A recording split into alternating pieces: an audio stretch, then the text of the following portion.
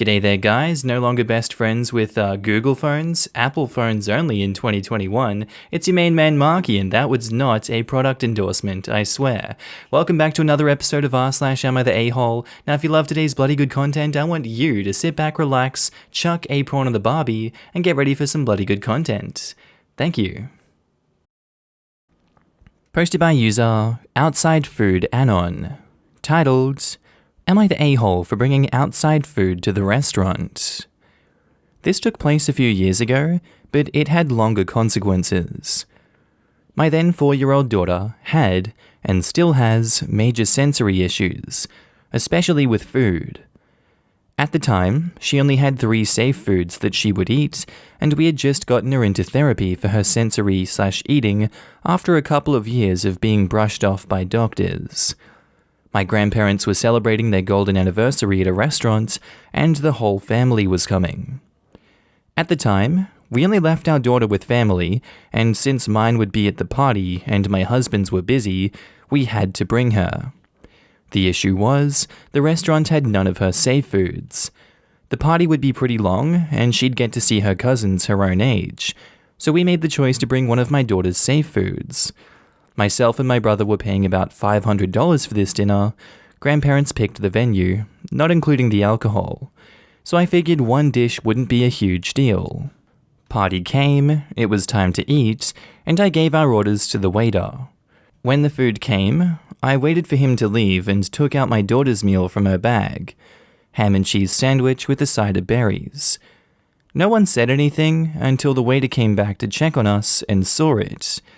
He said there was no outside food. I pulled him aside and explained the situation. I didn't want to be that person, but I did ask for a manager, explaining to her that her waiter did 0 wrong, but asking for an exception, given how much we were spending, and given my daughter couldn't eat anything off the menu.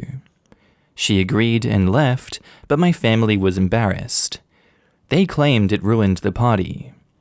Now my daughter is 7 and is a lot better with her sensory issues. She's still what an outsider would consider a picky eater, but she can eat so much more now and can eat at a restaurant no problem. But my family won't invite us when they go out for dinner, even seeing how well my daughter eats at parties and family events at people's houses. They say I'll ruin it by bringing outside food, even when I say I won't. Am I the a-hole? It would appear as though you are the a-hole for this one. It's pretty clear why they have no outside food policies, and although you didn't give anyone at the restaurant a dangerous allergic reaction this time, that's not to say that it wasn't possible. Pretty rude of you to spring that on the restaurant and your family last minute. You're an a-hole for not being completely transparent with everyone before pulling that stunt, and you only have yourself to blame for this one. Yes, she's young and has sensory issues, and the doctors dismissed you for so long. That's all well and good, but it doesn't excuse your behavior or make you any less of an a-hole for this situation. It's probably not irredeemable in the family's eyes, but I would work on building that bridge to them again after you accidentally burned it. Your child would benefit a lot from the positive social outings with them. So yeah, you're the a-hole for this one. Now in the comments, DeBohat says, Mild, you're the a-hole for not checking with the restaurant and clearing things before the party. If they absolutely don't allow outside food for policy or health reasons, you would have created a sucky situation. All it takes is one well-meaning parent bringing something like a peanut butter sandwich into an allergy-free restaurant before something goes awry. Soft everyone sucks here, OP, except for your daughter, of course. Your family is refusing to accommodate your child's disability, and that's not okay. But you can't just bring outside food into a restaurant without clearing it with said restaurant. It's a literal safety policy in some places. I would definitely say everyone sucks here considering OP's family's out-of-proportion reactions to this single isolated incident. Saying that OP's daughter eating a ham sandwich and OP's stepping away to speak to the waiter and manager for a maximum of 10 minutes ruined the party, and refusing to invite OP and their family to any events or dinners at restaurants for 3 years now, as a result, is ridiculously petty. You make a great point. OP should have called ahead and mentioned it to the waiter at the beginning of the dinner to make sure that it was okay and avoid any issues. But their family is majorly blowing this one incident out of proportion, and are definitely being a-holes for their absolute refusal to let it go, especially since they both were and are aware of OP's daughter's sensory issues regarding food. Esther and Time says, "You're the a-hole. Outside food is not allowed for health code and liability reasons, and you put the restaurant manager in a difficult spot by basically bribing them to look the other way after you already broke the rule." Exactly. The restaurant's owners might be okay with someone bringing their child food for them to eat with prior knowledge, but let's say that the ham you brought had gone bad and your child had a pretty bad stomachache because of it. The restaurant could be liable for this because they allowed this food to be eaten within their premises. You're the a-hole. This sounds like something that could have been avoided with some upfront communication with the restaurant, the waiter, and your family. An alternative could have been to have the kid eat beforehand, but 4-year-olds can be a pain about waiting to eat, so I get it. I understand this is a difficult situation, but it is generally not cool to bring outside food to a restaurant. Your family is taking things a tad far, as it's not that big of a deal, but ultimately, if they don't want to deal with the issues that come with your child eating out, that's up to them. Posted by user Stargirl131, titled, "Am I the a-hole for finding it weird that my brother-in-law knows everything about my sister's cycle?" So I, 33 female, was recently having lunch with my twin sister when she mentioned she recently thought she was pregnant. She was 3 days late and she didn't feel good. It turned out she wasn't, but what struck me was it was her husband who mentioned to her that she was late. Apparently, she tells him everything about her cycle. They've always been extremely close, but I had no idea just how close they were. He basically knows everything about her period. I mentioned to her that it was really weird, and my sister, who's always been oversensitive, blew up at me. She accused me of being judgmental and trying to make her feel embarrassed in her relationship. I wasn't trying to make her feel anything. I admit I was being a bit judgmental. I just know that I would never tell my husband more than is absolutely necessary when it comes to my period. My sister, on the other hand, arranged for her husband to install a period tracker on his phone. Am I the a-hole? I should clarify that I'm not suggesting anything sinister is going on. My sister and brother-in-law have a wonderful relationship. I just think it's weird, as I think there are some things which should be kept private. Sure, you can believe what you want and also keep those beliefs to yourself when they come across as demeaning. It feels like you're coming down hard on her here with judgment and trying to impose your ideals on your sister when her relationship is not your relationship with your significant other. This is really not your place to be casting judgment on her, and you deserve the backlash you're getting as a result. I'm sure it's normal for a lot of people to share their lives that intimately with someone. If they're both on board with it, I see absolutely no problem. Have you ever considered why he might be showing such an interest in it? Seems like you didn't ask that question and went straight to assuming it was weird and gross. That speaks volumes about you in all honesty. You're the a-hole. Now in the comments, Redditor191389 says, "You're the a-hole. Regardless of the fact, it's actually a great idea for her husband to be completely aware of her cycle. It's not your relationship, so keep your nose out.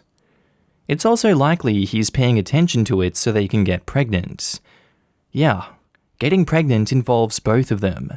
Makes sense that they'd both be tracking that. My fertility/period tracking app has a significant other option. It shares the data between the two accounts so that each partner has access to it. I believe the partner app has some limited capabilities around adding info too. When we were trying to get pregnant, my husband was active in tracking my fertile days. It was nice to feel like that burden didn't rest 100% on me." Which app is that? Sounds like a really good one. It's Thermometer. The app is okay. I downloaded it because it had a basal temp thermometer that synced directly with the app, which was nice. I find the app a bit clunky, but I've been upgraded to a free lifetime premium membership, and it now has 3 years of my data, so I'm reluctant to stop using it. My biggest complaint is, no matter what I do, I can't stop a daily push notification to take an LH test. Every day at 10 AM, I get that damn notification. It's minor, but it drives me nuts. On the whole, it's a decent app, and the partner functionality is really nice.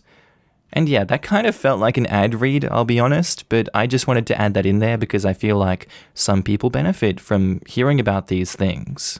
If that's something that would benefit people listening to my episodes, then absolutely I like to include these things from time to time. The Judgy Witch says, I had no idea just how close they were. They are married. If that doesn't indicate closeness, I have no idea what does. You're the a-hole. In all fairness, some married people know next to nothing about each other. Trust me, I live in Japan. People get married by agency here. Could you expand further on this? Basically, when you think it's about time to get married, which inevitably happens as Japan expects you to get married, and you don't have a significant other, which is also quite common, you go to a marriage agency. They organize parties, dating sessions, and whatever, aka AmiTheA, with the express purpose of finding you a marriage partner. If your looks and income are satisfactory, you might get a match and get married ASAP. That's pretty much it.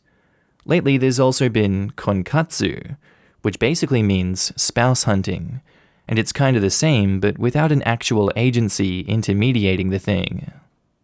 And Pasta Monster says, her husband. Why exactly shouldn't her husband know? Edit, you're the a-hole. Second edit, since so much attention, I thought at first that this was the sister's brother-in-law or something, that a close relationship would be creepy, but nope. Well, because he might, God forbid, buy her tampons when she needs them, which would be incredibly embarrassing for, a real man. Posted by user 001yes, titled, Am I the a-hole for not letting my homeless friend move in because I hate their kid? So obviously there are a lot of variables to the story. I'm 24 female, and I've been working since I was 16. My dad passed away on my 17th birthday, but prior to his passing, he taught me everything there was to know. He was a jack of all trades. I have done electric, plumbing, mechanic work, concrete, and basic carpentry. My dad and I always loved this one house that had been on the market since I was super young. He always said that one day it would be ours. When he passed, we got an insurance settlement. When I turned 18, I bought that house outright. My mum didn't come with me because it was too much for her to process, but she lives right up the road. So since I was 18, I've been picking away at this house little by little. There was a lot of work to be done, and it would be so much easier if my dad was still here, but hey, we finally got our house. My friend has an 11-year-old kid. I've never been a fan of her due to the fact that at her age, she still throws herself on the floor at supermarkets, screaming bloody murder when she doesn't get her way. She's an embarrassment, to say the least. But I tried with her. I tried to like her despite all her tantrums and entitlement.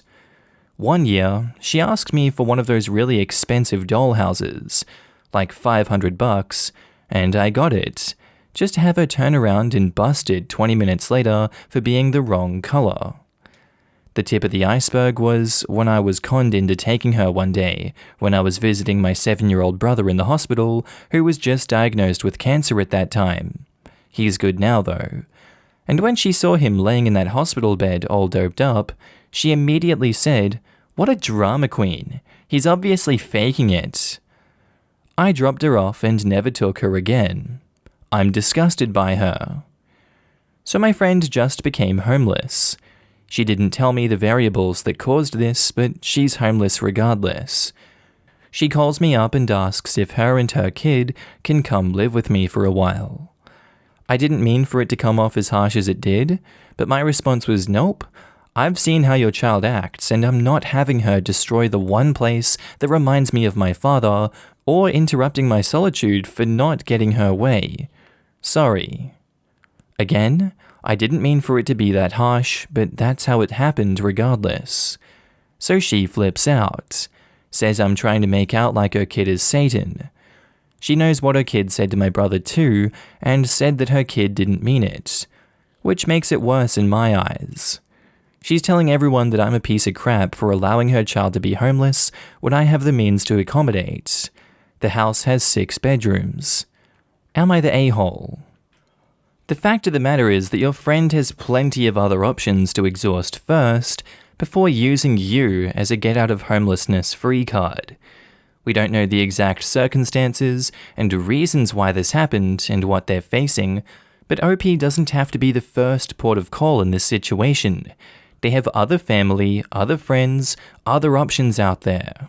Would you not be a little jaded and unwilling to forgive an entitled 11-year-old who mocked your 7-year-old brother, who, at the time, was dealing with cancer treatment?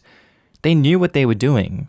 They were old enough to understand that, hey, maybe I shouldn't say someone this young is being dramatic when they literally have cancer. That's a really heartless thing to say, even at that age. All of this just seems like a random coincidence that your friend is asking you to take them in now, of all times.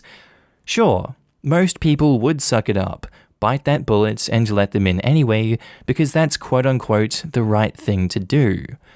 But if you're coming here to ask whether you should or not, I'm assuming there's more to this situation than what you're leading on. So because of that, I'm gonna go not the a-hole, and don't let them in just yet. Now in the comments, Nana Leone says, not the a-hole. Call me cynical, but it's too much of a coincidence that your friend became homeless just when you finished renovating your house. Hi cynical, I'm jaded. I thought the exact same thing. Hi jaded, I'm suspicious by nature. I had the same thought. It definitely isn't a coincidence.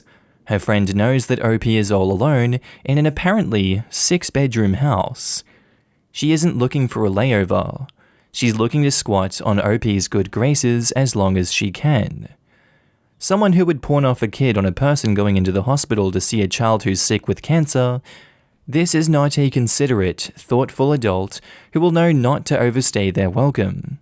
This is not someone who pays rent and becomes a good tenant over time.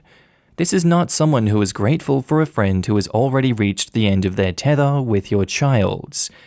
If this kills the friendship, so be it. It's a hill worth dying on. This kid's upbringing is the main problem here. Most children that behave like this could be good kids if only they were raised right. The parent is a clear problem, and hell no. OP should not set themselves up for the misery that life with this pair would be. Imagine if they established tenants' rights and squatters' rights.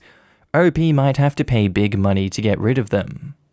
This is a problem that's best avoided by placing crosses all over the house and not allowing not Satan and not the child of Satan inside. Yup, all of this, and don't let them in. Although I'm having a hard time blaming the child and parents about child's behavior, attempting to freeload off of a friend is a different matter. If the parent is the same age as OP, I can't imagine having a child at 13. If that's the case, the parent and friend was still a kid trying to be a mum, and I doubt the child would grow up with the same structure and guidance needed. That being said, there is no excuse for either of them at 11/24. School would also teach 11 how to interact and behave socially, and 24 is close to the age of really accepting adulthood. Not the a-hole, but I might be biased because I can't stand kids.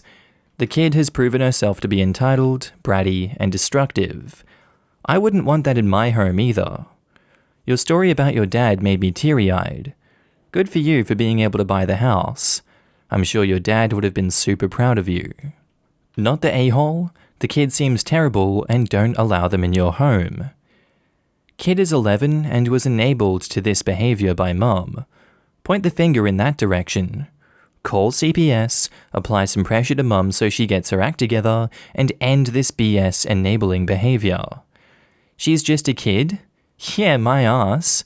If you don't teach your kid empathy and good behavior, the kid will end up that way. 10 cookies, she only regurgitated the things that her mum said. Kids do that. So, OP, look out for her mum. Kid is the lesser evil here and can still be mended. Not saying it should be you, but she defs should grow up somewhere else. Posted by user Toe Beans and Rices. Titled, Am I the a-hole for handing an employee a lint roller and telling her to use it before heading into a meeting? So I supervise 15 employees. Annie got too comfortable, WFH. We gave a wide berth for everyone to try to cope, but Annie took a mile. She attended meetings in her unmade bed with her bedhead, let her dogs bark, and insist she couldn't put them in another room, etc. We let it slide because this was an adjustment for all, but did remind her that despite us being on Zoom, we needed to still act and try to look professional. After coming back, it got worse. We don't expect everyone to be runway ready, but she'll wear hoodies that have obviously been worn for days, leggings, ratty shoes, hair in a very messy bun, old makeup, etc. Annie came back in with a black fleece absolutely covered in dog hair. I pulled her aside, asked if she had a change of clothes for our 11 a.m. meeting. She said no. I asked, then do you have a lint roller? She again said no and looked down and asked what was wrong with what she was wearing. At this point, I'd had enough and said, dude, you're covered in dog hair. She giggled and said, I gave the doggies extra snuggles before work. I tried my best to be gentle, saying she had to either change or take off the jacket. 11 comes around, and I'm greeting clients. She comes in, still covered in nasty dog hair. I pulled her out of the room saying we forgot her USB, went to my office and handed her a lint brush. I told her to get as much of the dog hair off her jacket as she could, and we'd have a talk later. Annie stomped off instead, and said that she was using her sick time for the rest of the day. I handled the meeting. She threw a fit all over social media about her oppressive employer who just doesn't understand what depression or anxiety are, how hard she worked just to get out of bed, etc. She said I shamed her publicly, made her feel lower than low, all because she was experiencing separation anxiety from her dogs while she was at work and was struggling with depression, dealing with everything. I have an outdated idea of being office ready. The comments were what made me come here to post. Pretty much everyone siding with her on our archaic ideas of working in offices, how we obviously don't care about our employees' mental health, etc. I know we're facing a new normal kind of situation where things are rapidly changing. We are not the kind of business where everything can be done remotely forever, and I don't think that it's a stretch to request someone use an effing lint roller before a meeting. But that's why I'm here. Am I the a-hole? OP has offered the following explanation for why they think they might be the a-hole.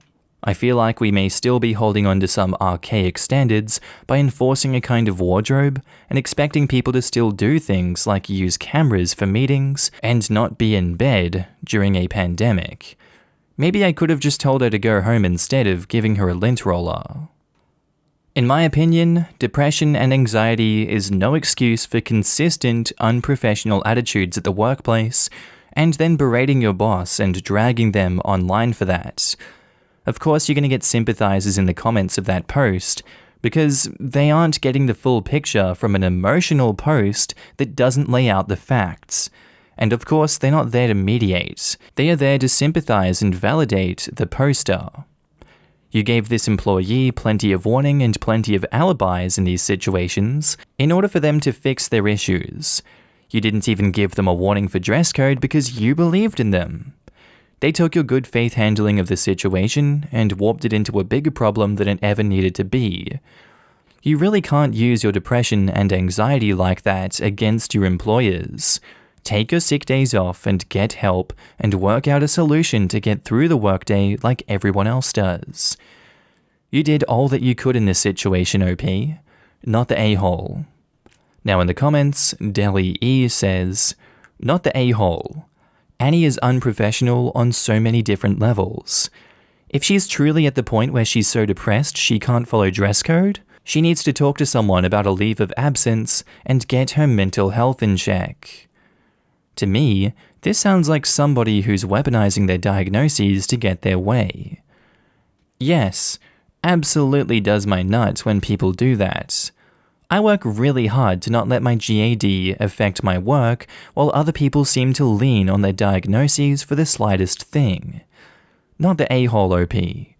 She's unprofessional on many levels, and if she's truly that depressed, she needs medical or talk therapy intervention, and perhaps some time off until she can deliver at work again. It makes my anxiety worse when I feel like I'm standing out as unkempt or unpresentable personally. My depression is pretty rough right now, but I can still manage to make it to in-person stuff with clean clothes, a clean face, and combed hair. On Zoom, I am at least capable of brushing my hair and throwing a cardigan on over my pajama top if need be. This was actually an anxiety management tactic a therapist gave me back in the 90s. Basically, look as good as you can and fake it till you make it. I ran an experiment working as a head hostess in fine dining in my 20s, and people absolutely treat women who are dressed nicely better, and hands down respected my authority when I looked good. I was sick with anxiety the first 6 months, but everyone thought I was awesome crap because I looked good. The job snapped me out of my social anxiety and gave me the positive feedback to be a functioning adult. Another tactic was to always have water or coffee or something. When I froze, I could take a sip before speaking. Not the a-hole. I'd write her up, not necessarily for the wardrobe stuff. She can consider that instance as her first verbal warning and will be written up in the future, but the social media behavior. That is unacceptable, and depending on the company's policy, possibly a reason for immediate termination. But yeah, her behavior is completely unacceptable. New normal does not mean throwing everything out the window just because you got away with wearing hoodies for a while. I think OP needs to take this straight to HR since she has decided to start slagging them online, creating an openly hostile work environment.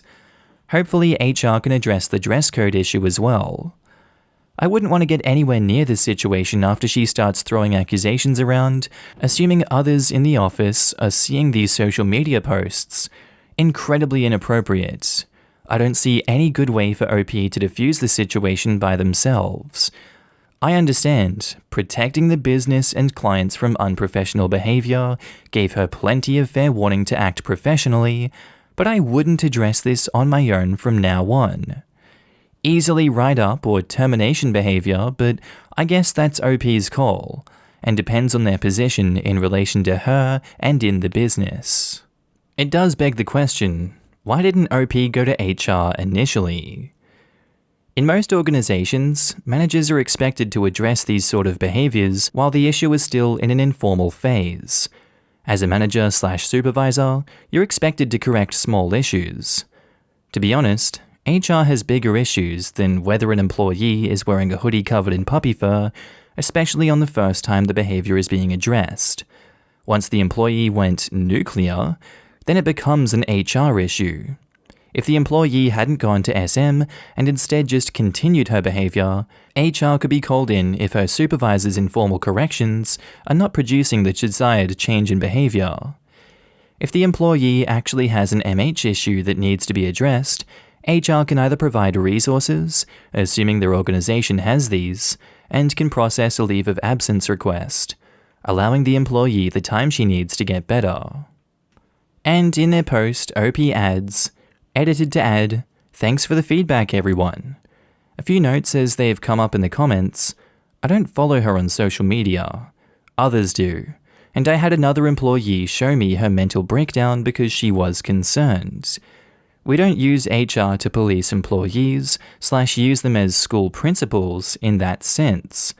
Going to HR is a last-ditch thing here. Finally, I did not post this so people could gatekeep how depression presents in people. Please stop telling me what people with depression are really like, because it comes in many shapes and forms.